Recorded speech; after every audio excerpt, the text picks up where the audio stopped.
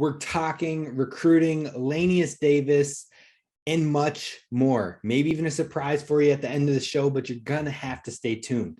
It'll be worth it. Trust me.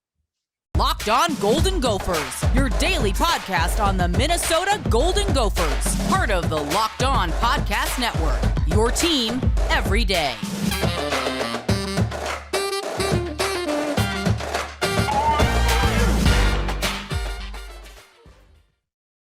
You're listening to Locked On Golden Gophers, part of the Locked On Podcast Network, your team every day of the week. Now, again, in the summer, in this off season, we are only Tuesday, Wednesday, Thursday, so shortened schedule during July. But once we hit August, we are picking it back up fully Monday through Friday, every day of the week, back in our regular scheduled program.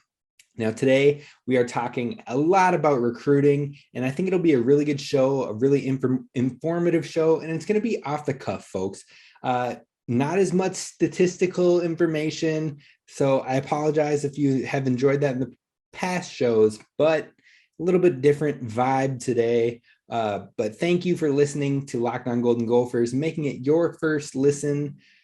I'm excited. This thing is building. Our community is building, and we got some of the best fans in the entire conference, of course, but in the entire nation. And I think we are heavily underrated. So I appreciate each and every one of you. Continue to subscribe on the YouTube channel and follow wherever you get your podcasts. Now, let's jump into it. It's going to be a shorter episode tonight. And again, it's completely off the cuff. So forgive me for the less statistical, factual backing. Now, first, we're going to talk about Elinneus Davis. I know that Gophers fans are disappointed. We lost Jackson Howard. We lost Elinneus Davis, and it sucks. But we can't get them all. And we've seen some improvement. We've seen some changes as far as keeping in-state talent here, but this class is still set to be special. So don't hang your heads. Don't be pissed off. Don't be blaming these kids because they had an opportunity elsewhere that they had to take. Now, that being said, I've also seen some takes out there saying that these programs can offer something we can't. Okay, yes, that might be true for LSU. They have won a national title recently, and they've always had 5 stars going there. They've been wide receiver U for who knows how long. Their defensive prospects consistently make it to the league.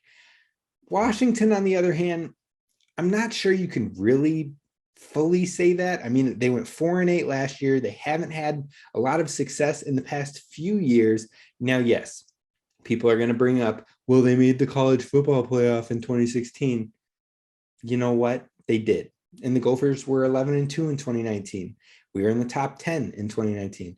Yes, we didn't make the college football playoff, but you're at least that core that we had in the coaching is still here. So you can see what's building here. Washington has lost a majority of that coaching staff from 2016 that went to the college football playoff. You can't even really back it as much anymore when you're speaking to recruits because you didn't do that. That coach, that new head coach, did not do that. It is a new head coach, folks. So I get the message. Yes, they went to the college football playoff, but it's not the same. It's a completely different space. It's a new team. It's a new program. So can't really hang your hat on that. Now, on top of that, when we're talking locations, again, that's not a program seller. It's maybe something that helps kids decide, oh, I want to get out of the familiar area. I want to go on a coast or whatever, but that isn't selling the program 100%. That isn't why the kid is choosing your football school. It's just a perk. It's just something that's convenient. But it wouldn't be a heavily deciding factor about football. So if we're talking about what football factors Washington has against the U of M, I don't know that you can say they have stuff that is better. They have a program that is even significantly better or offer better than what the U of M can offer. Our facilities are top notch. We've been on the rise and better in recent years. We're in a better conference and a higher caliber conference playing against higher caliber talent. There's all sorts of things that you can really state that University of Minnesota has on Washington. So I don't want to hear all that. The only thing, in my opinion, that Washington can offer that we cannot to Elinneus Davis, and could be a huge factor, a major factor, is he can play early there. He can get time. He could be a significant piece from the jump. And if you're a student athlete, you've been in Minnesota, you've been the guy on the defensive end, why would you want to stop and not be the guy? If you have that opportunity at another Power 5 school, yes, the Pac-12 might be dwindling. Maybe that isn't a huge factor to him. Maybe that caliber of conference isn't a huge factor. But early playing time is a major factor for a lot of kids. Now, it's not for every kid. There's a lot of kids that would like to be more interested in the academic side of things, which University of Minnesota would have on Washington again. But a lot of kids would like the opportunity to play, even if it's not right away freshman year, but knowing that you have a good shot your sophomore year or your redshirt freshman year. Looking at Minnesota, we have a ton of interior defensive line prospects and commits and recruits. I mean, we have a lot of talent built up in that position. So I don't blame Elinneus for wanting to take an opportunity with a school where he could maybe be the guy right away, get in the rotation right away. We can't blame him for that. So that's the big factor here. That is the big thing. We don't need to go above and beyond or reaching and grasping at straws for some of these other reasons, or the college football playoff from 2016 that doesn't have any of these coaching staff really back from that group. Dismiss all that. A huge factor, in my opinion, is probably playing time and then just connections. Maybe he connected better with the people out there in Washington, with the prospects of the 23 class. Maybe he had better connections there.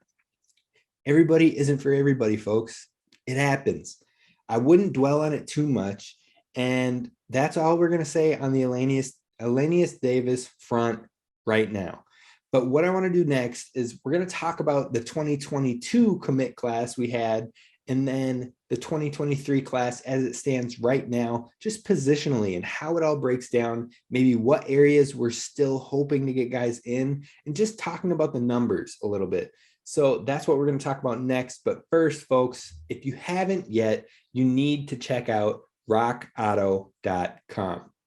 Rock Auto is perfect for any of your troubles when it comes to a light coming on, a part being needed to be fixed on your car or vehicle, new carpet in your vehicle. You can find all of it at rockauto.com for cheaper than you're going to find at a dealership or store. Why pay 30, 50, or even 100% more or markup on the retail price when you could just go to rockauto.com and save money getting the part for cheaper? They have reliably low prices and amazing options across the board. So be sure when you have your next car or truck issue to check out rockauto.com. And then when you're there, be sure in the "How did you hear about us" box to write "Locked On" so they know that we sent you. Again, rockauto.com, reliably low prices, amazing selections. You got to check it out.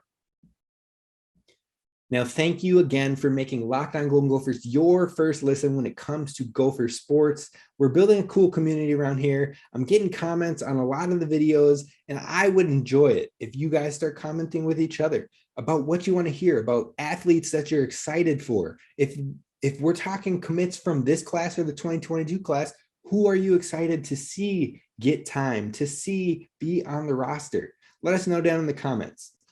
Now, let's talk about the 2022 and 2023 classes, both having 18 player classes at the moment. 2023 could get more still. Now, looking at the 2022 class and breaking it down positionally, you have one quarterback, one running back, two wide receivers, two tight ends, and three offensive linemen, two of those being interior offensive linemen and one being a tackle. On the defensive side of the ball, you've got three D linemen, two linebackers, two cornerbacks, one safety, and one athlete who ended up, according to the website, coming in at the defensive back position. So a good fluctuation across the board. You got 2 4-star guys that are defensive linemen that could both play on the interior line. So again, Elinneus Davis's opportunity could be lower here. That's not even taking into the fact that sophomores, Devin Eastern and Austin Booker, who both look to be playing more prominent roles in the spring game, they're stepping in and have multiple years of eligibility. Then you've got 2 4-stars on the 2022 class that are interior defensive linemen that could be stepping into opportunity. You've got 1 on the 2023 class in Martin Owusu, who could be stepping into opportunity and growing here with the program. So we have a lot of interior defensive linemen, so you can't blame them there. Back to what we're talking about. Let's get to the actual position breakdown in the 23 class. We've got 1 quarterback, 2 running backs, 2 wide receivers, 2 tight ends, 4 offensive linemen, 3 of those being tackles and 1 an interior offensive lineman. Then on the defensive side of the ball, we've got 1 edge, 1 DL, 2 linebackers, 1 cornerback, 1 safety, and 1 athlete. And that's all just at the moment right now. That's at the moment. So, and those are the scholarship players. I should stress that. I haven't considered or entered the preferred walk-ons into the equation right now because you never know how that's going to play out. But looking across the board, after me breaking down those position lists, we have 2 really big classes that are spread out equally across the board as far as depth. You see strong depth across these classes. Now that is a nice benefit, especially with how PJ Fleck is building things, because we don't need freshmen to start right away. You don't have to start as a true freshman if you're not ready. You can allow them to start and contribute when they earn it, as opposed to, you know what, we're really low at this position. You're a highly ranked guy. You need to get it together, get it in your head, pick up the playbook and be ready right now. We need you. That sets kids up for failure. It set kids up to be rushed, to be considered a bust because they don't pan out or they don't pick it up right away.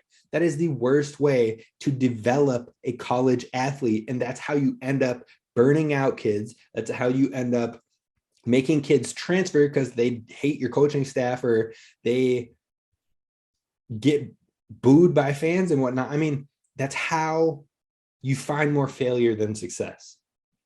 But allowing these kids to step up when it's right, when it's making sense, when it's clicking, when they're earning the role because their talents are superseding expectation, that is what develops rock stars. Now, yes, Bama gets tons of freshmen and those freshmen can play right away, but they don't have to. Look at Bama last year. They had multiple 5-star guys in the wide receiver core. Now, one of them is already transferred out. Others didn't play right away. Look at Ohio State's wide receivers. You've got Jackson Smith and Jigba, who balled out in year 2, and now he's going to be the number 1, but he was the third option in the offense last year behind Olave and Wilson. I mean, they allow their guys to develop. Marvin Harrison was a stud. He showed flashes, especially in that Rose Bowl game, but he didn't play hardly at all his true freshman year because he didn't have to. He was allowed to learn from the guys like Olave, like Wilson, and that's how you build these consistent churning out machines of NFL developed talent, because they're learning and growing together from that NFL talent in front of them. Even 3-star guys that start picking it up because they're learning in rooms equipped to not rush them, but allow them to develop and learn and build on their talent and then thrive. So this is extremely promising that we have strong depth across the classes. And then this isn't to say that a freshman can't start, but those who earn it, those who thrive early, can jump in early. Look at Justin Wally last year. He was a 3-star guy, but he showed out, he earned the reps, and he started starting towards the middle and back half of the year, was earned All-American nomination for one of the higher, can't think of the word right now, but one of the more recognized All-American awards, or not the official NCAA All-American, but you get what I'm saying. You get where I'm going with it. Regardless, guys like that who step up and shine on their own time can get time right away as true freshmen.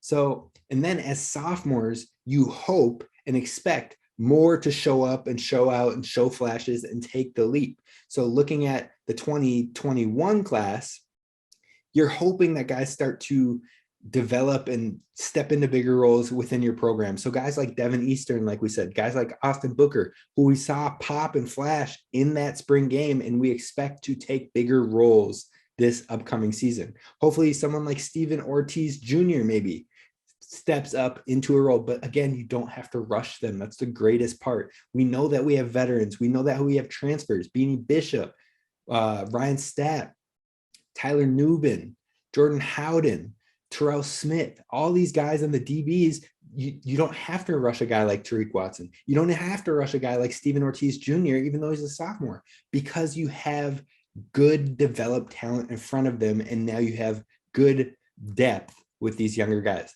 Now, yes, some guys are going to want to play right away. Some guys are going to want those reps immediately after they've accidentally happened into it.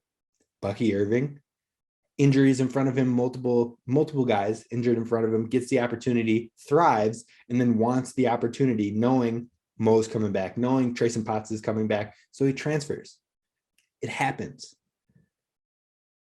But this depth is great, especially in a transfer-heavy era, because having that depth, you can take the hit of losing one or two guys each year, of losing a handful of guys, because you have depth behind them learning and growing. So this is a great thing to see across these 22 and 23 classes. Now, taking a look at all these positions that we had just mentioned, I would say the strongest position of need is definitely edge rush. A lot of the guys we've brought in over these last two classes, maybe they can be moved out to the outside. Maybe in high school they played outside here and there, but a lot of these guys are interior presences. A lot of these guys will probably fill the interior roles. We need more true edge rushers, not guys that we're forcing to the position because we have the need. Now, we've had that. Thomas Rush did that. He learned the edge rush position rapidly and has thrived in it. So yes, you can get those, but you don't want to force it. You don't want to. So we need more edge rushers. That's why the heavy push for Jackson Howard. That's why we were stoked when we got Carter Menz. It's that true pure edge rusher. It would be nice. So then it can just be more of a natural, something that has been growing and that IQ has been building up over their high school career and whatnot. So that is a definite strong need. And then linebacker. Now we've had success finding guys to plug in and play at linebacker, but having that next top tier talent at the linebacker position, someone that is just a natural athlete, a freak, thinking of what we're doing with Flip Dixon this year. Now he won't solely play linebacker, but he'll have opportunity and reps in there, and he's going to be a nightmare for folks in that. And he'll also bounce to the nickel. He'll bounce to the safety. He could play outside if he needs to. He is going to be one of my favorite players to watch on the roster this year. But having athletes like that can be true linebackers, but also bounce around, also help in coverage, also be a coverage nightmare to tight ends, to running backs, to slot receivers. Those guys, they change and lift a program. So someone like Asa Newsome could be a great fill. Hopefully we can grab him. Hopefully he wants to come over here and row this boat. But those are the two positions I would say are the strongest of need. Now, receiver, you want to see someone take that step and grab hold of being a top target. We've got Chris Ottman-Bell, we've got Dalen Wright. Both of those guys are studs and they're going to show out this year. But both of those guys could leave with the right, a great year. Now, Chris Ottman-Bell, last year of eligibility, so he's going to leave, regardless of NFL or graduating. Dalen Wright, showing out, could take an NFL opportunity. You don't know. He's got the build. He's got the talent. He's got the size. If he shows out, he could. So then you have MSB. You've got Daniel Jackson. They're showing flashes. They're growing, and you love to see it. But we want to continue to have that room, have the depth. And so you've got guys like Kristen Hawkins, who I believe could be a stud. You've got guys like Ike White, who I believe could be a stud. Brockington could show out, but you need them to start showing that early to give you more confidence. Otherwise, you want to get more guys in the room just to continue to spread and grow the talent. Daniel Hayes is going to be exciting. Brown, I believe, is his last name. I'm tripping. I can't remember the other wide receiver's name that we have in the 2023 class, but he excites me. I'm stoked for the kid. I believe he's from South Carolina area. He's going to be a baller. He is going to be a baller. I'm excited for him. He doesn't get enough credit with his ratings, but regardless, let's move on. So those three positions are probably the three that you want to continue to build out. Now, wide receiver, we might be okay depending on what shows out in the room this year, this fall, and how it grows. But if you're looking right now, those are probably the three positions: edge, linebacker, and maybe wide receiver. So overall, looking at linebackers this year, true freshman Maverick Baranowski, I am excited. I think he's definitely a name to keep an eye on. He's a guy that I think could see time and get his name in that rotation if it all clicks. Again, we won't rush it. But from what I've heard, from what I've seen in the spring game, just briefly, I'm excited. I think he's going to be a guy. And the name is baller. Let's be real. Absolute baller name. Now, the last thing that I'm just going to say is that the rule of recruiting, and this is at the D2 level, the D3 level, wherever you're at, rule of recruiting is always get a quarterback. Try to get a quarterback. It's the most important position on the field. Always bring in a quarterback. You never know what could happen. Injury, transfer, you name it, folks. Multiple injuries. Somebody showing up and showing out and taking a starting role. I think of Jake Fromm taking the starting role from Jacob Eason after the injury. You never know. You never know what could happen. And then he held off Justin Fields, which, did he hold him off or was Kirby being stubborn? It's up for grabs, folks. Up for grabs. But regardless, you always bring in a quarterback. Always, always, always. Now, to close off the show, I've got a surprise. Now, it's not really a surprise, but just a message of hope for Gophers fans after losing Elinneus Davis, after losing Jackson Howard, after losing Phillip Daniels, after losing insert name. You know, we started off hot, on a little bit of a cold streak. It's okay. Don't panic. And I'm going to tell you why. But first, let's talk about our friends over at Built Bar. See, Built Bar is that protein-packed protein bar that you can use to tide over your day. If you're hungry, you're looking for a quick snack that's good for you and tastes delicious, it can replace your candy bars, folks. It tastes good. I'm not going to lie to you. I'm not going to lie. I care about you, the listeners, more than I care about my podcast ads. I'm not going to lie to you. If I was like, yo, I like these flavors, that's what I'd tell you about. If I was like, yo, I got to read an ad, it would be basic.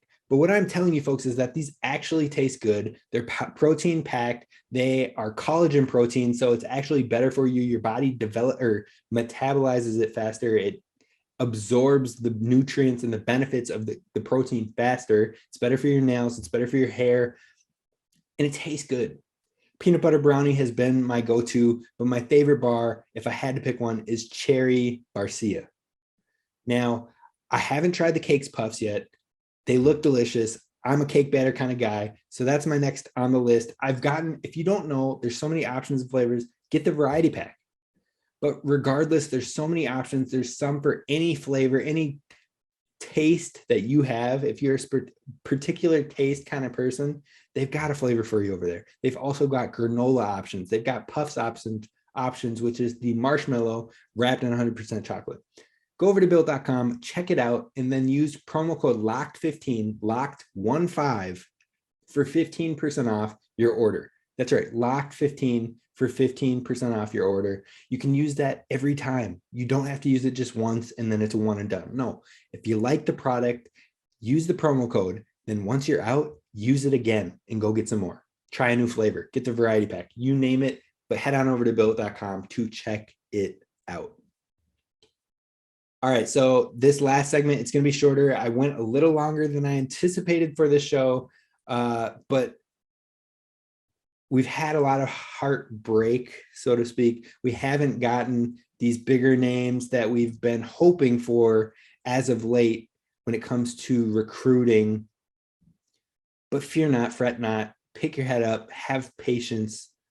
Now, there could be a surprise name joining the class. I can't say for sure. I can't tell you the source that I have, but I don't believe this Gophers class is done yet. And just have patience, folks. Trust the process, as the Philadelphia 76ers fans would say. We've been building, we've been rowing, and we're going to continue to row each and every day. Have patience. It's going to be a special class. I have no doubt. And the guys that we have in the class right now, they are ready to grind. They are ready to ball. They are ready to put in that hard work, that effort, that grit. They got that dog in them, as we're learning from other people across the social spheres, whether that be Zach Wilson or be real people with the dog in them like Marcus Smart. These 2023 freshmen got that dog in them, and there could be more to come. I believe there will be more to come. Just have patience. There's lots of time left. There's waves of recruiting. We've hit this first wave, the early summer wave. You might get a couple trickling in as the summer concludes. Then you're probably going to see another wave around October, November. And then you're going to see one more wave in January, February before the national signing day. Chill. We're still the 30th ranked class. I think we're going to have some names to come. Maybe some surprises, I'm told. But just keep rowing. Keep having the faith. And regardless of if we don't add another name, this class could be something special. Now, there could be people that decommit. There could be more people that commit. Just keep the faith, trust the process. It's going to be a good one. But the thing I'm learning from a lot of these guys in this 23 class, that I talked to a few of them and keep in touch with them. They're ready to grind, and they're excited to be here. They're excited to be a Gopher, excited to be in Dingytown. So continue to be great fans, great supporters with those guys who are committed. Amp them up, hype them up, follow them on Instagram, follow them on Twitter. And when they post, show that love. Show them why they should still be excited. Show them why they should want to stay committed. Be good fans. We're some of the best fans in the nation. Prove it. That's my challenge to you right now. Prove it. Not only by showing them the love, drop me a subscription, hit that subscribe button. That'll show the love. But more importantly, show it to the players, show it to the current commits and the guys that are still yet to commit. Get out there and like a tweet. Get out there and drop a Gopher gift. Get out there and tell them how excited you are to have them on the team. Show the love. That's what we're going to wrap it up here on the Locked On Golden Gophers podcast. I appreciate you all. Give the podcast a 5-star review wherever you get your podcasts. That's going to do it for us. I'll see you tomorrow. We're talking basketball. All right, everyone.